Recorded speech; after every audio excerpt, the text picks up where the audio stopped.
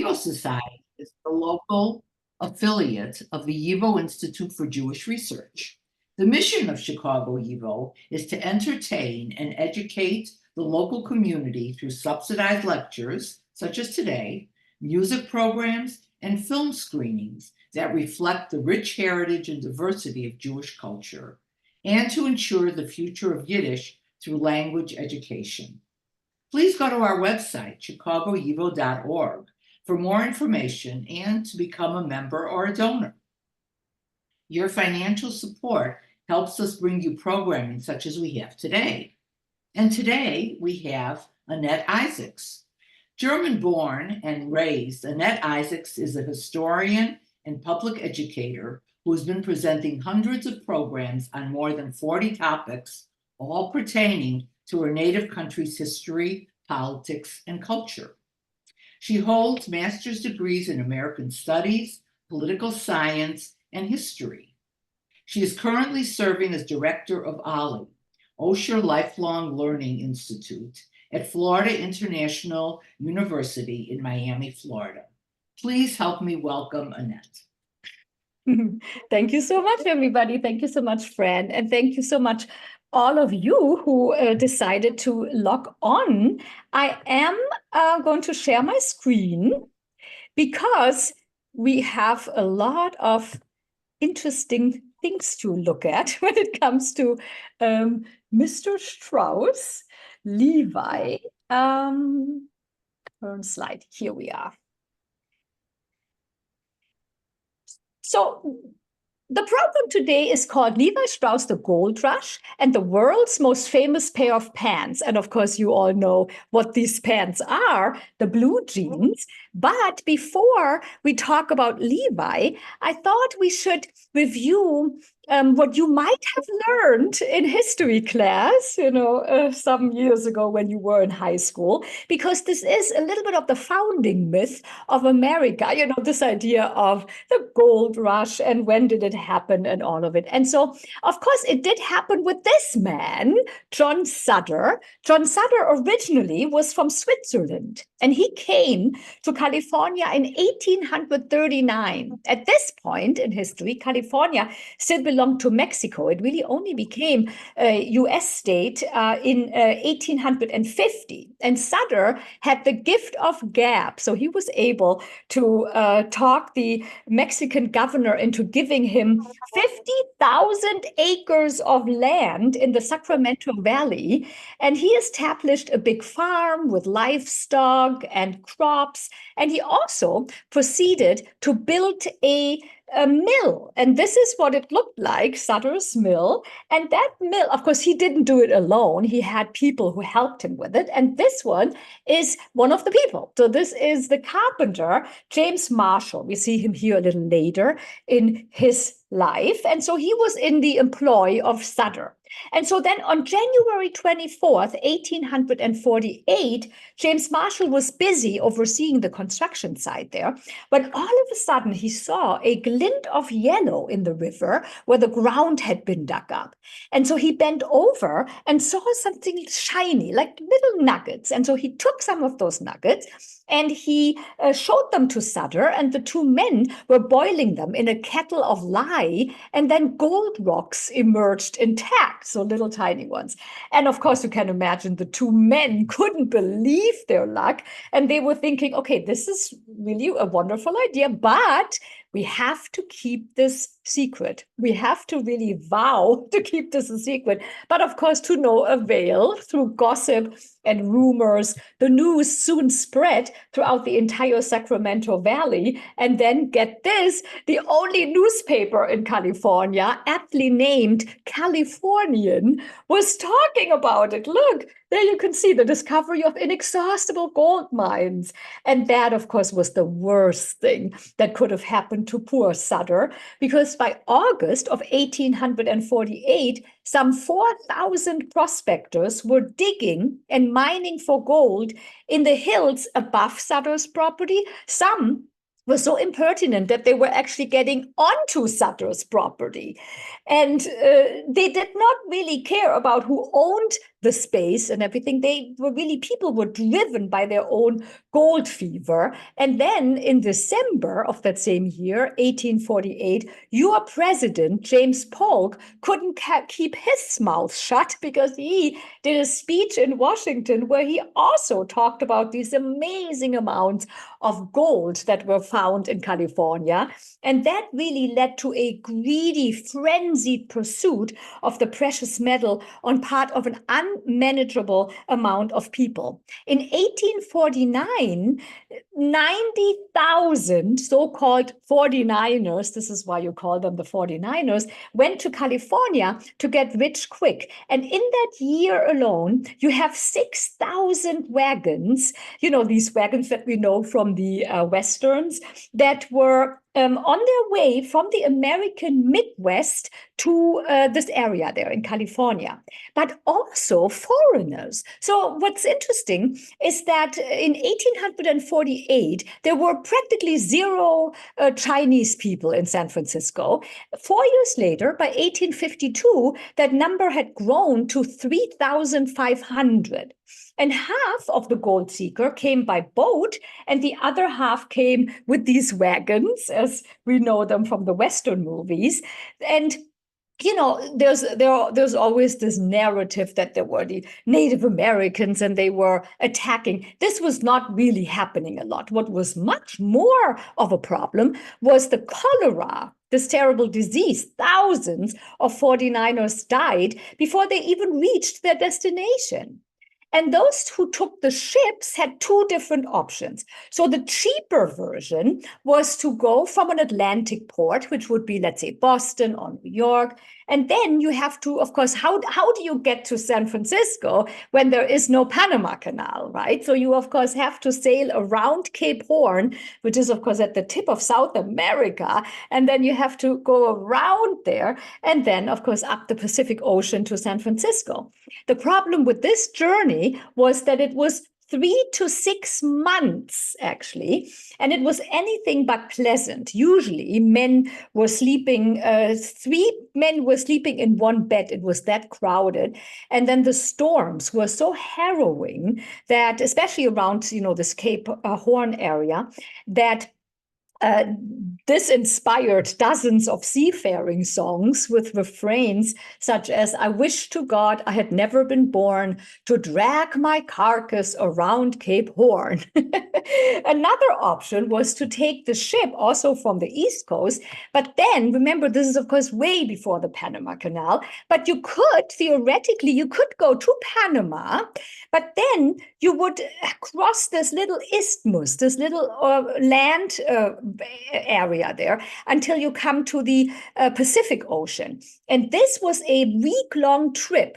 The problem with that was that it's a week-long trip through mosquito-infested swamps in Panama. And what do mosquitoes give you? Malaria. So there were a lot of these men who wanted to get rich quick, were dying of malaria. So it was a whole big problem to actually come to California in the first place. But then when they were finally making it, most of these men were unmarried and they were then living in these dirty mining camps. They gave them humorous names, actually. Some of them, one was actually called Rough and Ready. Another one was called Hangtown, then Murderer's Gulch, and You Bet. These are towns in California. And in the early years, there were no laws, there were no police. So that, of course, one has to say, didn't exactly bring out the best in people. You had robberies, you had claim jumping, which means that you are stealing another person's mining spot. Murders actually were quite common. At the height of the gold rush, 2 murders a day were not unusual for San Francisco. Most of the gold seekers, though, they didn't have criminal inclinations. They were just working very hard and they wanted to, of course, get rich and make a lot of money. And a few were also able to do that. So there was one man by the name of Joe Dye, and he collected $40,000 of gold in just 7 weeks. And then there was actually a 12-year-old boy who found $2,700 worth of gold in just 2 days. And remember, this is like the dollars of 1848. Especially in the beginning, it was possible to make as much as $300 or to find $300 worth of gold in a day. And so what happened in the other parts of America was that people usually made $30 a month. So imagine, this is where that incentive is coming. So let's all go to California, because you can make per day what other people in other areas of this country make in 10 months. And so they also, of course, with that said, things in California became extremely expensive. So if you wanted to, nowadays we always say California is so expensive, but at this time it also, a lunch in Stockton, Sacramento, and San Francisco could run you $20. Imagine $20, which is like when in other parts of this country people are working a whole month for like $30. One egg in California was $3. A tin of sardines ran you $16. So if we wanted to do some, conversion rate and try to find out how much would that actually be in today's money, it would have to be 1 to 35. So when it comes to that aforementioned tin of sardines, it would be $560 in today's money. Can you imagine? And then also, if you wanted to buy a horse, you should have done it in 1847. You should have done it before the gold was found, because a horse was only $6. But then, of course, when the gold rush came, then it kind of jumped up to $300, which would be nowadays over $10,500. So lucky were those people who actually had a mule in their possession, because these were still a little bit more affordable. One question that I was asking myself is when I was doing research for this topic is, were there also women in the gold rush? Look, I found one. Yes, there were, but I have to disappoint you. These were not people who were looking for gold, actually. These were women who were, and this lady, as you can see, she's bringing lunch. But with that said, women, first of all, they were very few and far between. Only 8% of the people in California were female. Can you imagine? So 92 out of 100 were men and only 8 were women. But many of these women had really successful businesses. So they were running small hotels, making meals for miners. They were doing laundry, they were sewing. And these were very lucrative endeavors. Some women made over $100 per week. I mean, this is pretty amazing when you think of it. So, and then, of course, on Sundays, they were having fun in the saloons. And so we already heard that there were some of the miners who were making a lot of money, who were, as they call it, strike it rich. And this is actually, there are two expressions in the English language that have to do with the gold rush. One is to strike it rich, and then the other one is to pan out. So maybe you have said that recently to somebody, did it pan out? And this is exactly where this comes from these pans that the gold miners used to take gold from the stream beds. And for this man, it really panned out, because this is Sam Brannan. Originally, he was from Maine, and he was coming to California already in 1839, and he had a whole slew of like convenience stores. And one of his good, one of the the fact that he was a very lucky man was that he had one of his convenience stores was right by Sutter's Mill. And so when gold was found, he became the main supplier for all of these prospectors. And so he then, when he realized that these gold seekers were mostly looking for these pans, he was then buying all the pans that he could get from this entire country for 20 cents. And then he turned around and sold them for $8 a piece. And in that process, he made himself the first millionaire in California. So that's Sam Brennan, originally from Maine. One of the most astonishing stories in connection with the gold rush is the transformation of San Francisco, because in 1848, it was, in a way, it was a little tent city, but then especially when gold was found, you have frenzied construction. And then by 1852, you already have 600 stone and brick buildings. And not only that, you also, as you can see here, a year later, look what San Francisco had. It had 160 hotels, 66 restaurants, 63 bakeries. Look at all that. It had like 19 banks, public schools, benevolent societies, and 200 lawyers, which is, of course, kind of hilarious. But of course, we also have to realize that the gold rush didn't last forever. After less than 5 years, the big frenzy was over. And that also had to do with the fact that by 1852, you already had the big mining companies who were coming from the East Coast, and they were kind of, taking over. So finding gold for the little individual prospectors was more difficult than it was before, because these big companies, they were coming with these hydraulic machines, and they were blasting hillsides with powerful water hoses, washing away dirt from, like dirt from the gold, and they were using chemicals. It was very, very harmful to the environment. Then, in the 1880s, it was banned, this whole thing. But it's really interesting that nowadays, so many years later, you still have some areas in California that suffer environmental damage from like 1880 or something. So 1855 was the year where many of the prospectors were leaving because something else was found, and that was silver. And so they were going to Tombstone, Arizona, to Pikes Peak, Colorado, Deadwood, South Dakota, and Reno in Nevada. So this city is playing a role in our story this afternoon as well. And they did not, they were very happy about finding silver.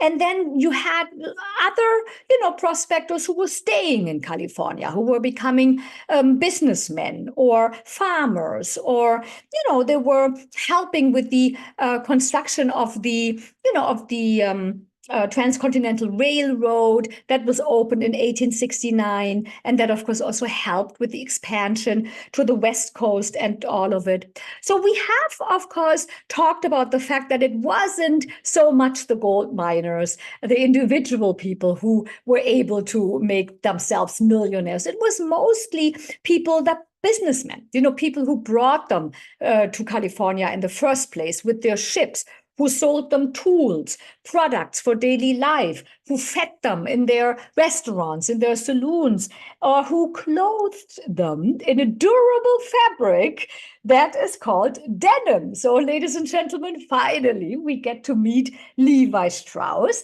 And this woman that you see here to the right, who is coming out of this kind of beaten up car, that is Lynn Downey. And Lynn Downey was for 30 years the company historian for the Levi Strauss Company in San Francisco. And in 2016, she wrote this book, Levi Strauss, the man who gave blue jeans to the world.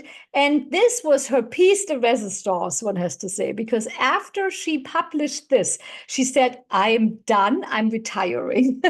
Enough with the blue jeans. Because she had a terrible time, one has to say, doing her research because of what? Of 1906. And what was happening in 1906? Of course, some of you know the terrible earthquake in San Francisco. And because of that, it wasn't so much the earthquake, it was the subsequent fire that really ravaged the city. And so that is responsible for the fact that a lot of company records were lost. And so it was extremely difficult for her, or challenging, to piece Levi's life back together again. But she still did do a tremendous job. And the good thing was that she, of course, also had the information from Germany, because, as you know, we Germans, we never throw away anything. And so when we come to like Levi's life that he had in Germany in the first 19 years of his life, we have everything. And so that is why we know a lot about him. So what we know is that Levi, who was the embodiment of the American dream, was born in Germany. He was born in this city here, Buttenheim. Buttenheim is in Upper Bavaria, relatively close to Bamberg, Bayreuth, Nuremberg, in that region. And he was born on February 26, 1829. But the first thing that we see is that his name is not Levi, his name is Loeb. So Levi, of course, is his Americanized name. So here we have him, Loeb Strauss. He was the youngest son of Hirsch Strauss and his second wife, Rebecca Haas. And Hirsch had 5 children from his first marriage. So that's very important, that Hirsch Strauss had a wife and she died. She died in childbirth when she gave birth to the 5th child. And that 5th child is called Matilde or Mila. So the others, so those 4 other children there, they were much, much older than Loeb. They were like 16 years, 15 years, 14 years older. And so what that meant was that when Loeb was like 9 years old or 5 years old, they were already 20. So they had already left. And they left in 1837. You have the 4 people, the 4 young, siblings leaving Germany, actually. And the oldest went to London. We don't know what happened to him there, but this is something that Lynn Downey also wasn't pursuing because it's not really so pertinent for the story. What is more important was that the 3 others, there were 2 boys or 2 young men and a young woman, they actually went to New York. They went to New York and they started a business, a wholesale business, a dry goods business on the Lower East Side.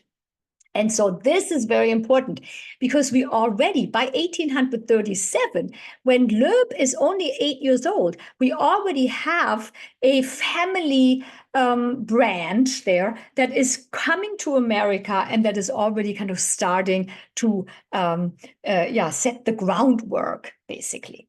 So the other thing was that when Hirsch got married to Rebecca, they had another girl, and then they had Loeb. But this other girl had this wonderful Yiddish name, Vögela. Vögela. And so we have Loeb, Mila, and Vögela. So those 3 are living together, and they are living in this house. So this is when a couple of years ago, I came, when I was visiting Germany, I went to Buttenheim because I wanted to take some pictures. And this is it. This is the house where Loeb was born and where he grew up. And the people, of course, there in Buttenheim are so happy about their connection with Loeb Strauss or Levi that they have this cute little museum in that house. So, of course, as you can tell, it's not a huge building. So that's why the exhibition is rather small. But don't think that the Strausses were living in this whole house, because this is not what happened. So Hirsch was a peddler. And as a peddler, you're not really making a lot of money. So they were really only living in that first floor, on that first floor. So here we have a picture. This is not Loeb, but this is a picture of what a peddler is, somebody who is going from door to door. And so when I walked in, they really only had these 2 rooms. So they have this room and then they had this room. So it wasn't a lot of space at all. So in a way, thank goodness that all these other kids, were already grown up and went then to America. So then at least they had a little bit more space. But then, unfortunately, the Strauss family experienced a devastating loss in June of 1847. And that is when Hirsch dies. So Hirsch dies of tuberculosis. And of course, without his income, Rebecca, has a real problem, because what is she going to do now with her 3 kids there? And so then Hirsch has a brother. And that brother says, why don't you marry me? And Rebecca says, okay, good, let's do that. So Rebecca then marries Hirsch's brother, only to realize 2 months later that the brother dies. So Rebecca now has been a widow twice in 1 year. And the only good thing that kind of comes out of this is that his brother, Hirsch's brother, was owning a house. So Rebecca inherited a house. And of course, we will later see what she's doing with it. But the first thing that she says is, we have to get out of Buttenheim. We are going to America because we have nothing to do here, and especially since our family already is in New York, we are also going to go to New York. But don't think that this was easy, especially not in Bavaria. Bavaria at the time was, of course, a kingdom. They had a lot of red tape. From 1837 on, nobody was allowed to leave the country without the government's permission. You had to have a petition. And this petition had to be processed. You had to obtain a birth certificate for everybody. You had to obtain like a criminal record, a clean criminal record you had to have. And you also had to prove that you had enough money to, first of all, go to America, then also start over in America. And you also had to put something in the newspaper. Isn't that the greatest thing? This is the ad that that Rebecca put into the newspaper in order to announce the family's intention to move to the United States. And look at Fergela. Fergela is a teenager and she can't wait to Americanize her name. So she already calls herself Fanny. And then, of course, Myla, and then Loeb. Loeb is still Loeb. And so what that says, and this is very important, everybody who came to America had to do that, because what that says is, we just wanted to let you know that we are, ready to go to America. If you have a problem with this, please let us know. And that is, of course, for the creditors, because if you had any financial problems, you can't just leave. You have to have all your creditors have to know that, and they have to be okay with that, because you have to pay them back. And so here you see this is. This was put into the newspaper on the 15th of April of 1847. And then it says, okay, you can, let us know until Friday, May 7th at 9 a.m. in the morning if you have a problem with us leaving. Apparently, nobody had a problem. And so that is why on the 14th of June, they received this letter. And that is the government's permission to leave. And with that in hand, Rebecca was now able to go to, nowadays we would say a travel agent, because remember, she's in Bavaria, but she has to go up there in order to catch the boat. She has to go to Bremen or Hamburg or so on. And so that is why in the 19th century, you had a lot of people who were working, in the travel industry in southern Germany. But then, of course, she needed to have money because it wasn't very cheap to actually come to America. And so she sold the house that she had inherited for 260 gulden. Gulden was the prevalent currency at the time there in Bavaria, 260. So she needed 4 tickets, and 1 ticket was 65 gulden. And if you do the math, you come to realize that is exactly, 1 house is exactly 4 tickets to America. So, and this is not first class at all. This is steerage. So it really wasn't a cheap trip to take. So, and then, of course, they had to make their way to the north. And so here, as you can see nowadays, if we would go with a nice car on the Autobahn, it would only take us about 5 hours. But alas, this is 1848. And of course, we don't have any cars. And that is why they have to take the stagecoach. And it took them 10 days. So after 10 days, they finally are in Bremen. And what's interesting about this is that at the time of course, they did not really have a ticket that told them April 4th at 10 a.m., you're going to America. This was all tentative because these boats, of course, nobody knew how long they would actually be on the voyage, on the voyage, basically, because it could be, if they were lucky, it would be 4 weeks. If they were not lucky, it could be anywhere from 4 weeks to 13 weeks. And so that is why the tickets were tentative, and you had the name of the vessel, the name of the boat, but you did not have the time. You had like a tentative date, but of course you didn't know, was that really going to be the date that you're going to have your passage to America. And so what that led to is the fact that you had, on any given day, about 7,000 people who were waiting for their boats, walking around Bremen, and spending money and eating. And that is why the people of Bremen thought, what a boon is that? And so you have a lot of bed and breakfasts that are opening, restaurants and all of that. So because these people in Bremen were making a lot of money off of all of these people who were on their way to America. And so then in 1850, the German government said, no, we're not going to do this anymore. We're going to create almost like an emigration center. It was called the Auswanderer House, and that's a little bit adjacent Ellis Island, but just like a little bit. It's just like a big place where then people could, wait and wouldn't have to constantly, be taken advantage of by the people of Bremen. So then the big day was finally there. And so when they were on these boats, the boats had to have food and water for 90 days, because as we already talked about, the passage could take anywhere from 4 weeks to 13 weeks. It was not a great way to travel, especially, when it comes to steerage. Every person only had 14 square feet of personal space.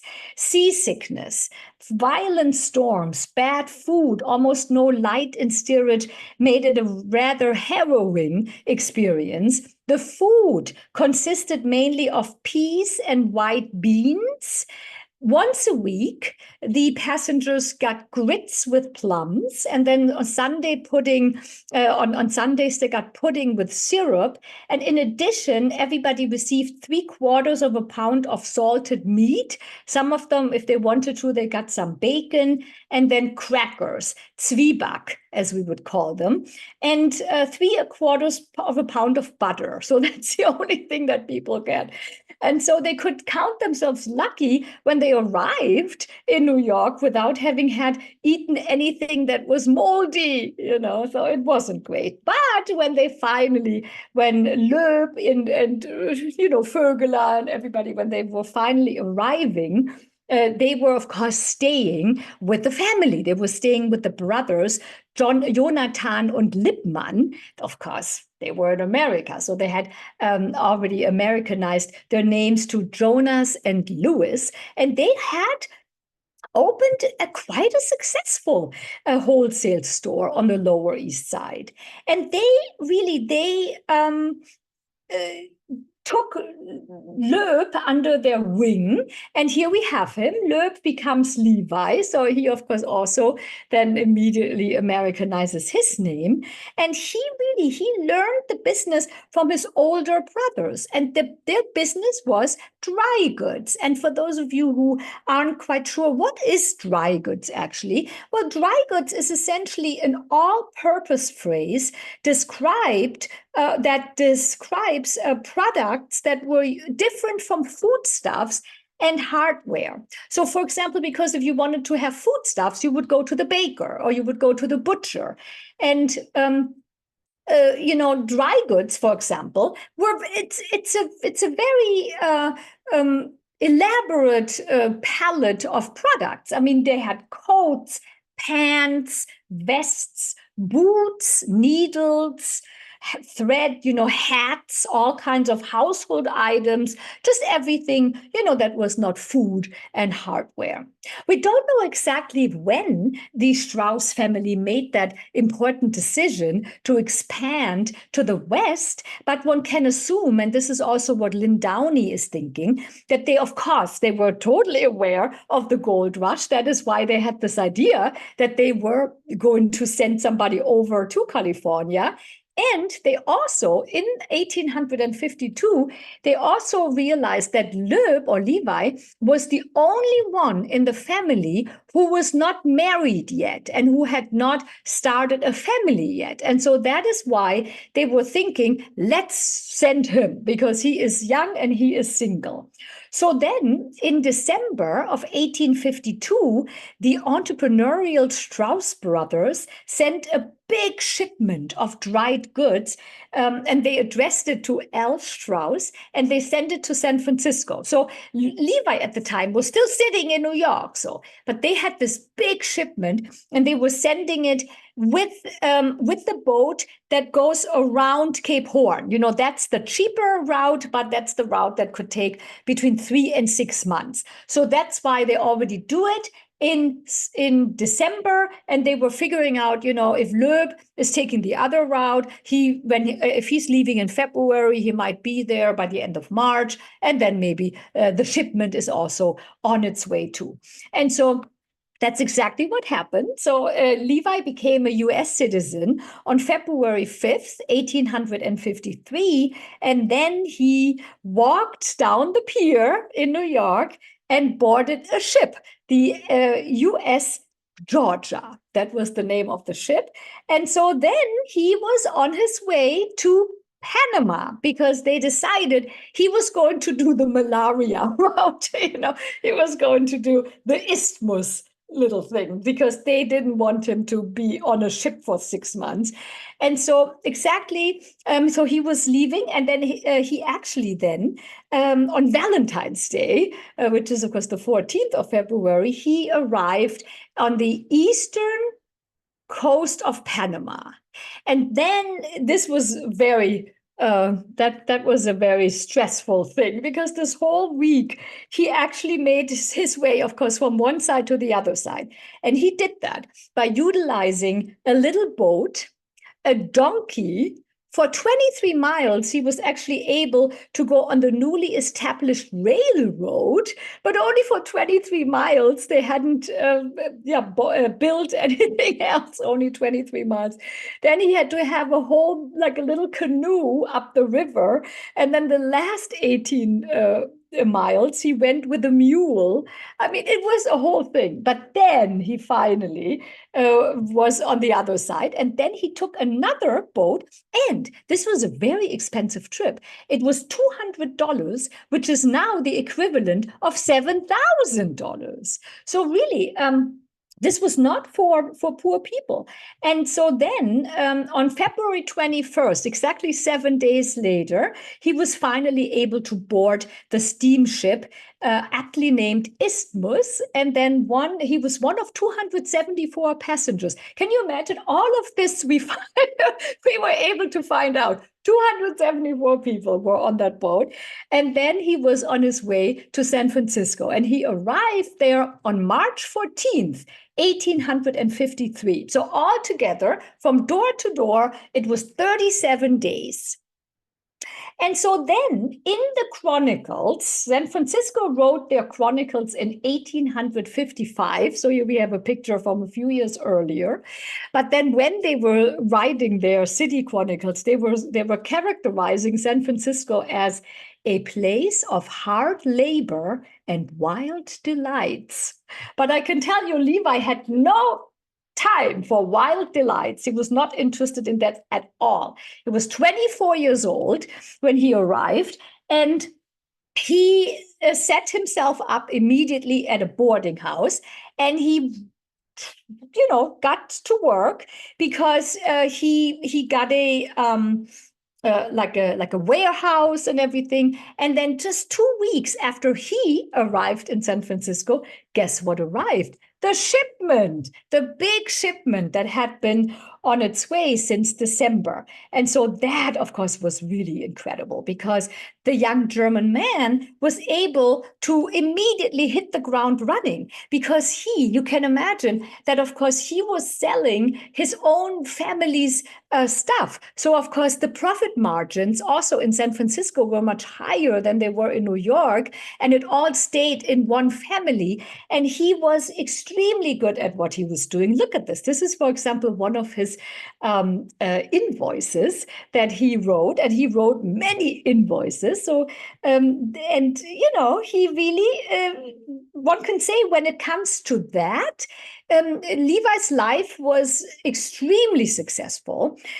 Between April and December of 1855, for instance, 7 ships came to the port of San Francisco with dry goods for Levi. It's almost like every month there's another huge shipment.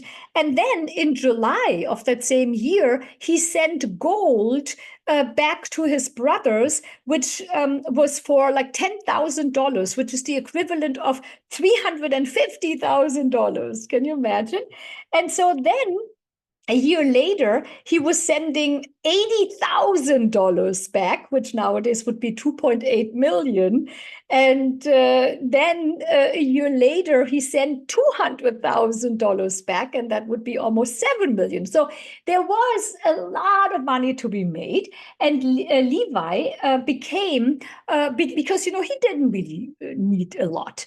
So that is why every time he had money, he was investing it in real estate. And so over time, he became the person who was owning most of the real estate in San Francisco. About 1856, we have Fanny, who is like, you know what, it really sounds great in California. I am going to come with my husband and my one son. So she has this one son. She married somebody by the name of Stern, and these, by the way, these are because, Levi Strauss nowadays is still in the family. And Levi was never married, so he doesn't have any kids. But Vögela's sons and their descendants, they are the ones who inherited all of it, because she's going to have 4 sons. At this time, she only has 1, but she's going to have 3 more. And so then, as the business grew and grew, Levi was thinking, I should have like headquarters, I should have a really nice building. And so this is why he's deciding on 14 Battery Street, a very nice address. And so here we see it, 1867 is the year when they move into this beautiful building there. And so you would think, what can possibly happen that could top all of this? There is the family is kind of moving to San Francisco. He is making money galore. What could possibly happen? Well, he's now in his early 40s, and even Levi had no idea what fate had in store for him, because it all happened and it all started with this man. This is Jacob Davis. Jacob Davis, we only have this picture of him. Of course, you can see he's an older man, but at the time when our story is happening, he's only 40 years old. So you have to imagine him being much, much younger. So this is Jacob Davis. He was born in Riga, in Latvia. And he came to the United States in 1854, and he was a tailor. Aha, the plot thickens. Now we have a tailor. And so he worked a lot in order to make ends meet. And in addition to clothes, he also created horse blankets, tents, canvases for these wagons. And furthermore, he experimented with ways to make work pants for miners a little sturdier. And I don't know if I mentioned it, he's in Reno. So he's in Nevada, in Reno. And so what happens was that there was a wife of a miner, and she would always come to the studio there, or to that to the workspace there of that Jacob Davis, and she would always say, "I'm so annoyed. I just bought these pants, and now my husband is putting tools and rocks into the pockets, and look at these pants. They're now torn again. What can you do? Can you do anything with this?" And so he is thinking about because the thing is, the miners are already wearing denim. Don't think that Levi invented denim or that Jacob Davis invented. Denim had been around for many, many years. So what happened was there is a legend that says that when Christopher Columbus came to America in 1492, one of his ships had a sail that was made out of denim. So denim was like really around. And so the thing also is that the name comes from, because the cotton and everything comes from the French city of Nîmes. And in French, when you say this is from Nîmes, you would say de Nîmes. And so this is why then the Americans were kind of shortening this, de Nîmes to denim. So that's where that came from. So these were decidedly work pants. Nobody in their right mind, like if somebody was a doctor or a lawyer, they would never have worn that. So this was decidedly a work pant. And of course, Jacob Davis was thinking, how can I make this more sturdy? And so he was looking around his workspace, and he saw that he had worked on a horse blanket. And with this horse blanket, in order to kind of make the seams a little bit more sturdy, he had used rivets, copper rivets. And he thought, copper rivets, what if I am putting copper rivets on all the pocket seams of these pants, of my denim pants? And so he did it, and it kind of worked. They were more sturdy than before. And so the miner's wife was quite happy. And then, of course, she was telling her friends about it. And so more and more people were coming to Jacob Davis and were saying, "Hey, could you give me one of your pants there?"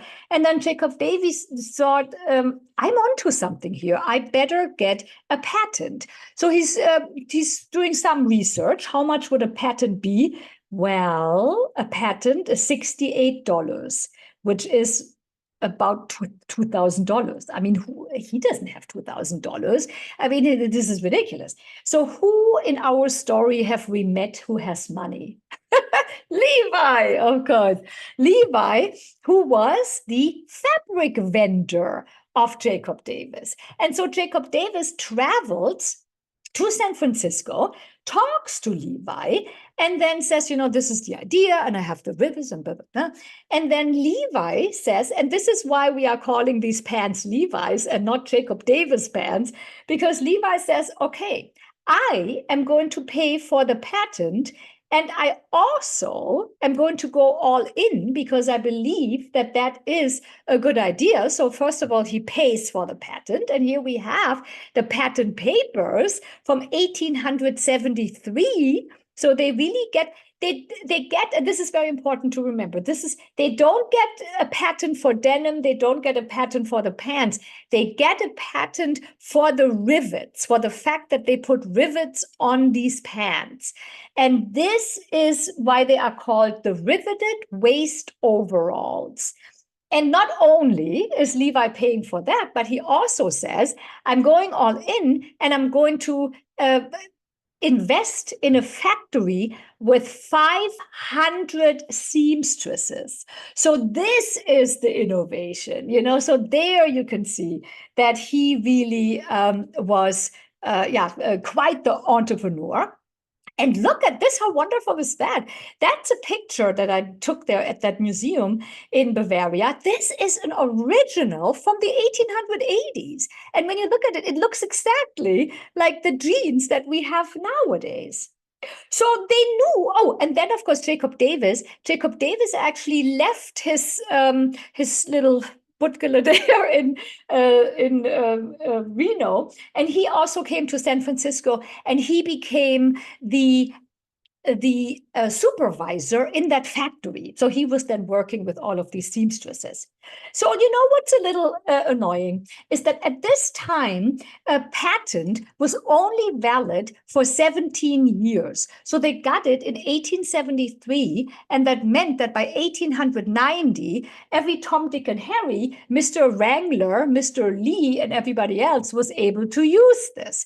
So that is why in the 1880s, the two men were already thinking about how can we create things or like things that we can put on the pant, or other things that are going to distinguish our product from the product of the competitors. And so, of course, this is something, if you have ever had a Levi pant, and I'm sure that you have had one, this is what you all know. It's on the back. It's the so-called two-horse brand sticker. Here we see the original. A draft, it's no use. They can't be ripped.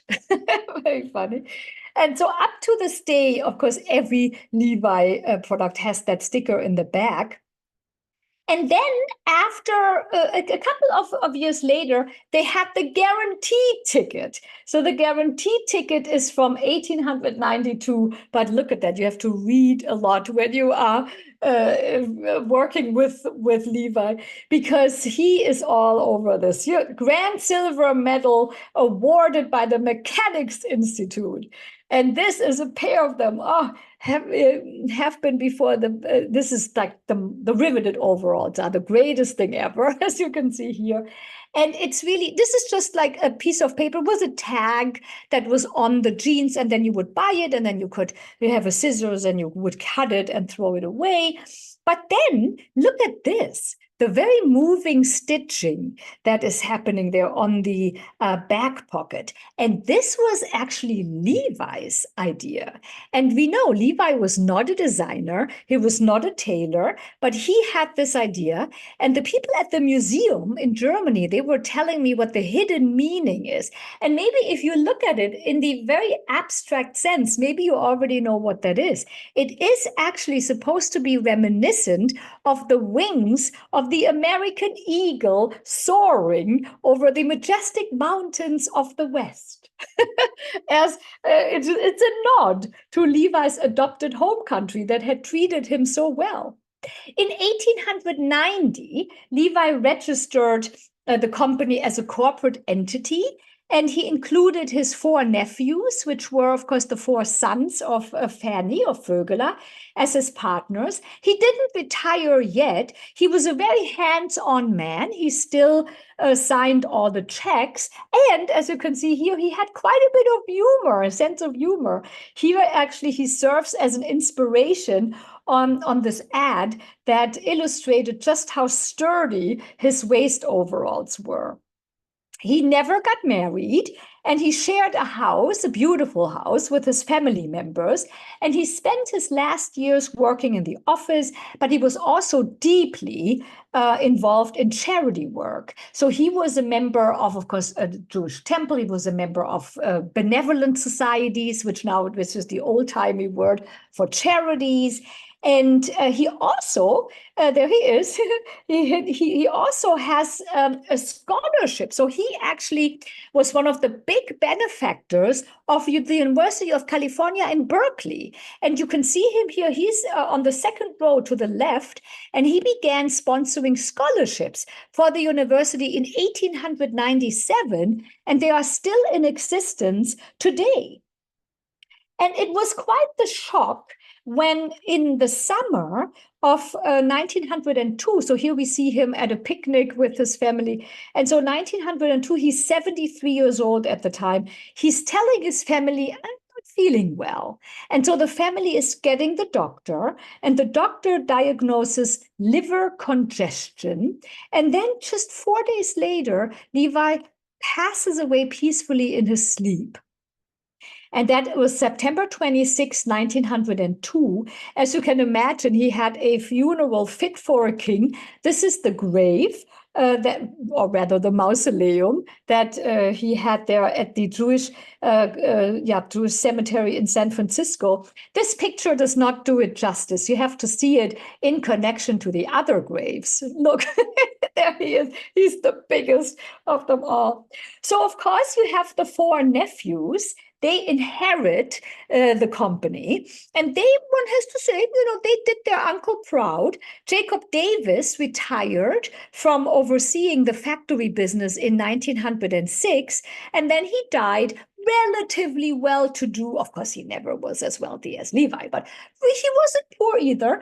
In 1908, Jacob Davis died. And what is so amusing is that neither Jacob nor Levi would ever be caught dead wearing blue jeans. That was certainly not what they were all about. Look at this. This is so fun, especially with that typo. Important to the working man, mechanic, drayman, and miner. You cannot wear this if you are not one of those people. Look here. This is very interesting. This is another picture from Reno, Nevada. And this was actually the changing room of a silver mine. So the person who owned the mine also owned all of these Levi products, because what happened was that everybody who worked there, when they came there for their shift, they had to change their clothes, and then they had to work, and then afterwards, when they were finished, they had to change their clothes back to their normal clothes, because this is why or how the owner was preventing the high grading. High grading means that you are carrying silver in your pocket, and you're trying to leave with the silver. So that was not happening.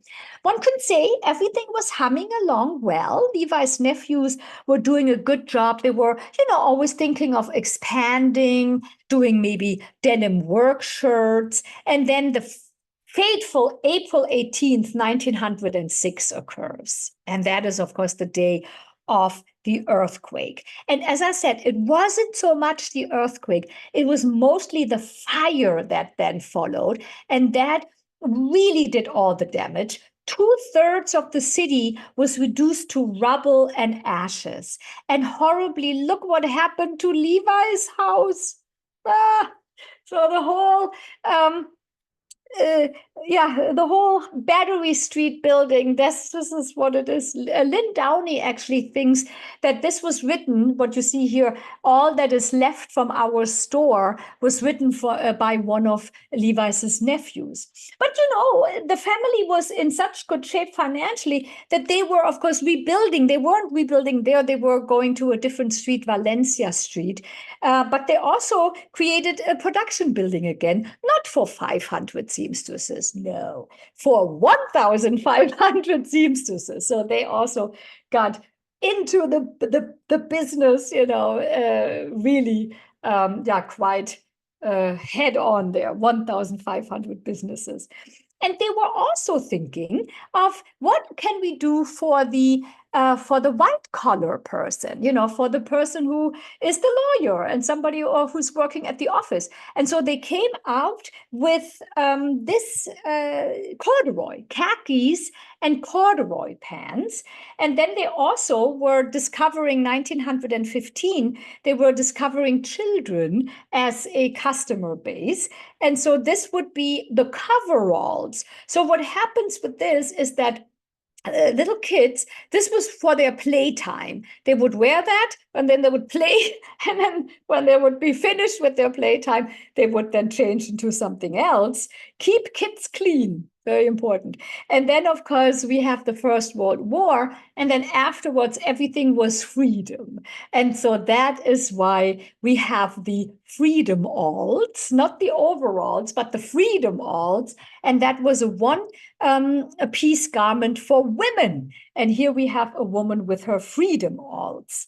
By the mid-1920s, the management realized that ubiquitously people were referring to, when they saw denim, they would say, oh, look, Levi's. It's like, for example, when you and I, when we say, can you give me a Kleenex? You wouldn't say, can you give me a tissue? You would say, hey, do you have Kleenex? And even it's not Kleenex at all, And so that is why the company in 1928 decided that they wanted to trademark Levi's. So you cannot, if you see jeans made from Lee or from Wrangler, you can't just say, oh, there's Levi's, So that was happening in 1928.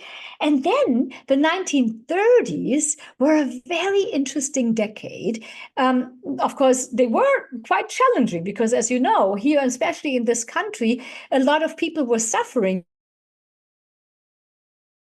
from the Great Depression. The Strauss family, not so much, because what happened for them, it was actually quite successful. Because what happened was that before the crash there at the stock market, you had a lot of wealthy people, especially people who were from the East Coast, and they were spending their summers traveling in Europe, and they were having a grand old time, because they were in Paris or in Rome and so on. So then this problem there with the stock market happens, and people just, also the wealthy people, just don't have so much money anymore to go on these elaborate trips. And so that is why they are looking inward and they are thinking, you know what? I've never been to Texas. I've never been to California. I've never been to Colorado. Let's take a look at those places.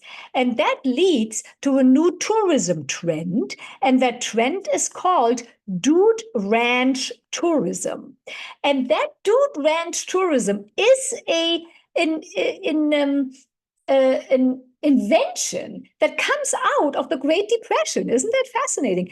And then, of course, the Strauss family says, that is exactly what we are going to do. We're going to create all of these clothes for all of these American tourists. And that is what they did. And then this is also when they come into their own. They change, especially, when you think of it, 1930s is when the Western movies are in the movie theaters and so on. And they change their brand ambassador. And their brand ambassador is becoming a cowboy. So here we have the brand ambassador from that museum. They have him there. And so not only that, 1934, they invent the first jeans for girls, for women. And of course, then 1 year later, the very highfalutin fashion magazine Vogue is writing an article about it. And that was something that was really helping with the transition from work to leisure pant. So then we have the famous red tab that you see here. That was created in 1936, and that was yet another distinguishing factor, to distinguish these iconic jeans there from other producers. The idea behind this is that when people, all of these dude ranch tourists, when they are coming to the rodeos, and they were mostly, rodeos were in Colorado a lot, in Texas and so on, you have the rodeo riders, and they would be sitting on the saddles, and this is why this is so high up, so that you could, even when the cowboy is sitting in the saddle, you can still see the little tab, and you can say, ha, look, the cowboy is wearing Levi's. The 1950s were an interesting decade because now the company was looking at families and teenagers as potential customers. But there were still universities and high schools and so on that didn't really allow kids to wear jeans, and also universities. If you were a student, you had problems at times wearing blue jeans. And so that is when they came out with their new slogan, right for school. They also, in the 1950s, introduced a rather short-lived product, and that was the spikes. And this was not successful. And I'm assuming that it has to do with these terrible colors, because young men are not wearing orange, lemon, or lime pants. No, they were not particularly popular. But, what is, of course, happening in the 1960s, you have the hippie movement, and that starts, of course, in San Francisco. And the Levi Strauss company was very active, when it came to these bell-bottom pants. And not only that, they also were one of the sponsors of Woodstock. Although Woodstock was on the totally other side of the country, you might not really know that in 1969 for the Woodstock Festival, Levi's was a big, a big sponsor. A particularly wonderful appreciation of Levi Strauss and his amazing legacy could be observed in 1980. And this is maybe some of you remember that when you had your Olympic Games in Lake Placid, and Levi Strauss, the company, was chosen to create the official outfits of the American Olympic team. And look, there they are. They all look like little cowboys. And in closing, I'm so happy to tell you that the success story is not over yet. Until, today, Levi Strauss and Company is the world's biggest jeans manufacturer and a leader in leisure wear. And you might have like children or grandchildren who are saying, oh, no, I wouldn't wear Levi jeans. Well, they wouldn't, but everybody in India and China is still doing that. And so that is why their products are currently sold in 110 countries. And that is such a testament to this German Jewish immigrant who some years after his death was described by one of his former mistresses, seamstresses, with these exact words: he was tough, but a fine fellow. So I thank you so much for your time and your attention. And I'm going to stop the share so that we can see if anybody has a question or a comment about what we were learning today. Fascinating. I think everybody can unmute themselves. I have a question, Annette. Let me start the questions. Yes. He spoke German, obviously. He spoke English, obviously. It was a secular German Jewish family. Were there ties to Eastern Europe? I don't think so. No, there were no ties to Eastern Europe, but of course they were. It's very interesting that his sister had such a pronounced Yiddish name, Vögela. And or also Loeb wasn't this is not really a name that like every Jewish boy wasn't called Loeb, So it is interesting that they were traditional in that sense. Were those names actually meaning lion and little bird? I don't know what Loeb means, but Vögela is little bird. Yes, exactly. Yeah, but the funny, what I always find so funny is when then they are deciding we're going to America, and then Vögela immediately is putting in the newspaper, please refer to me as Fanny. So that was funny. Yeah. Oh, look, there's somebody from Portland, Oregon with us. How interesting. You can unmute yourselves if you have a question. Since I don't see it, is the Strauss family still involved in the Jewish community? Do they recognize themselves as Jews? Oh, yes.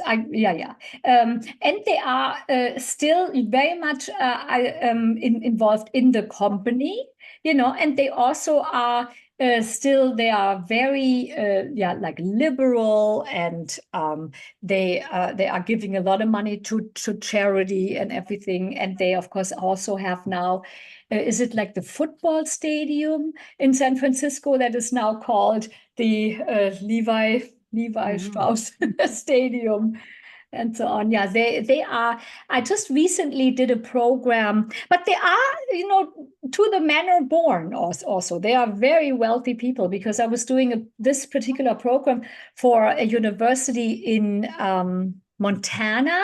And so they were saying that part of that stern, of the descendants, have their like huge ranches, and they have private chefs. And then there was one person who knew the private chef. And so, I mean, you can imagine they are I mean, having a private chef is pretty nice, and a huge ranch. So and they are kind of living it also. Isn't it interesting? That they are living this cowboy life with that. If there are no other questions, I don't see any of this. Fran, Unmute yourself, can you Fran. unmute yourself, Fran? You should be able to.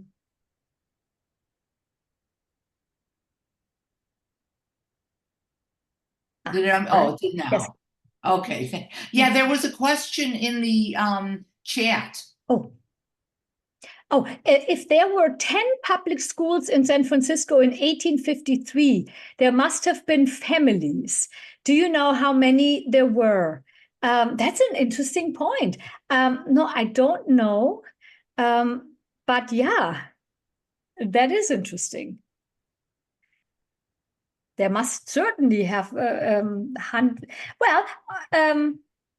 want to say 30,000. Let me look this up again. That they really that there are. Let's see. Yeah. So yeah, the number of inhabitants in 1848. We have 1,000 people in 1848. And then 3 years later, we have 35,000 people. So, yeah, so now when you think of it, you have, this is 1853, you have about 35,000 people who are living in San Francisco. Wow. Yeah. Well, those 200 lawyers have been multiplied by more than a factor of 35 today. Right, isn't that something with the 200 lawyers? That was so funny. I'm looking at it. Where is the book that I have there? Yeah, this is really, I can definitely recommend Lynn Downey's book. The other thing is that, of course, what I think is so fascinating when it comes to this particular story is that on the one hand, we have all the information. Like I was able to tell you he was one of 274 people who went on this particular boat on this particular day, and then it took them 10 days, whatever. That we all know. Why genes are called genes, we don't know. It's so ridiculous. Or why is the 501 called 501? No idea. And this all has to do with that terrible earthquake. And even Lynn Downey says that she always gets the question, these iconic pants, the Levi 501, these are the ones that have, not the zipper closure, but the button closure.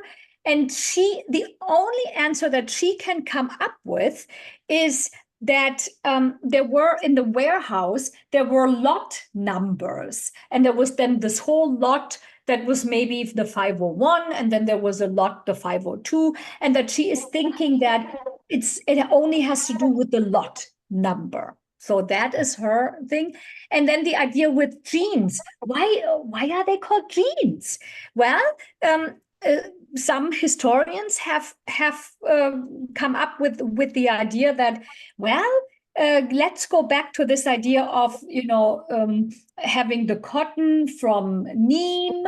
And then, of course, if you have the cotton and then you want to export it into the world, you are doing it. You're not, when you are in France, you're not going up to Hamburg. You are actually going to Genoa. And so Genoa was the big port where everything that was coming to America was then also coming from Genoa. And so in French, Genoa is called jeunesse. And so they're thinking maybe it has to do with that, jeunesse, genes. But then others say, no, because we are seeing in the vernacular, in the American vernacular, we see the word jeans only kind of in the 1950s because bobby soxers are using it. Like teenage girls all of a sudden are calling it jeans. so yeah, it's very interesting that there are still, with all of these answers that we have, there are still some questions that we just can't really answer. Well, this was fascinating. I don't see any other questions. Annette, Oh, thank you Jeffrey? thank you ever so much, and thank everybody who joined us today. And I apologize for our goof up a couple of weeks ago. And Annette, be well, enjoy, and thank you all. I'm going to close down. Very good. Thank you, everybody. See you next time. Bye-bye.